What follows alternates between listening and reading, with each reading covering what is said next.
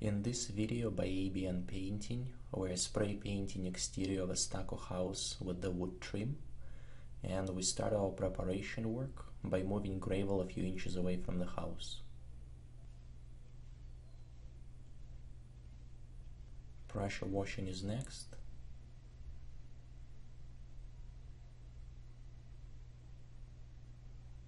We fix cracks on a trim fascia using a combination of latex caulk and elastomeric patch. We squeeze caulk out of the tube using caulking gun, and then using a brush we spread it evenly.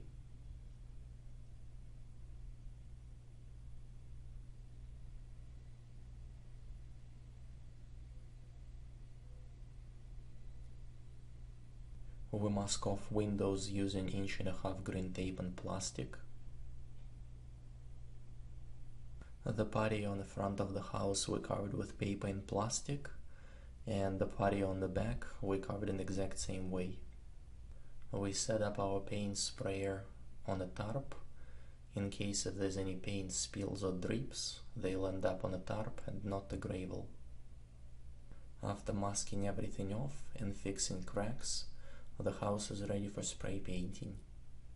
We already spray painted the body of the house, and now we're spray painting the trim.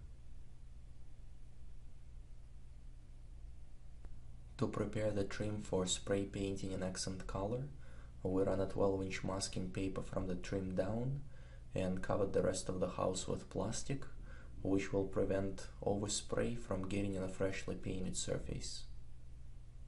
Roof shingles that are overlapping trim fascia we masked off using 1.5" green tape. We run a 12-inch paper along the edges of the roof and then put tarps on top.